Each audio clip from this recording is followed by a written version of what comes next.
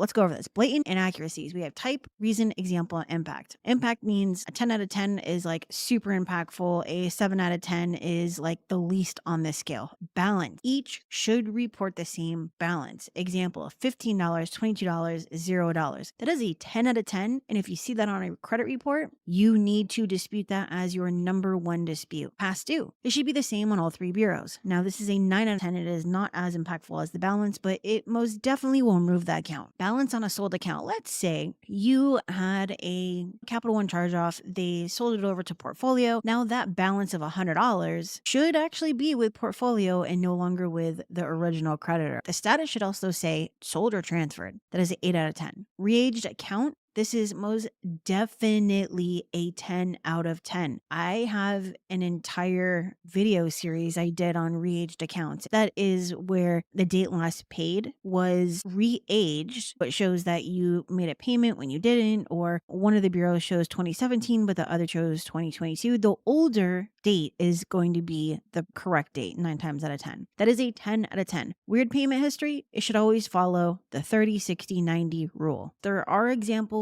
where you're going to be 30 days late, then you make a payment, but you're still 30 days late again. An example of this would be like, let's say 120 days late or 90 days late with all on time otherwise, as you see with student loans. This is a 7 out of 10. If you look at the payment history, you're going to see that the status doesn't say anything, but it says 30 days past due on TransUnion. You would use this and say, I was not late on February 2021. And if you take a look at Experian, it shows that I paid on time. Remove this for false reporting. That's how you would do that. Date last reported, it should be the date that the credit bureau has verified the account as accurate. So if you recently disputed, but it shows 2016 or 2017 or whatever, that means that they didn't investigate inaccuracies in the court name. Those are the two things that I use to remove accounts that are bankruptcy. An example would be if the filing date shows 2018, and I don't know, 2020, then that's a major problem. That's a 9 out of 10. Another 9 out of 10 is the fact that the court name as of 18 must be U.S. bankruptcy court followed by city and state. You'll find out that with Equifax tends to report federal or Fed DIS or US DIS. That is not the actual legal name of the court, and therefore it has to be removed. As for Experian, they always abbreviate.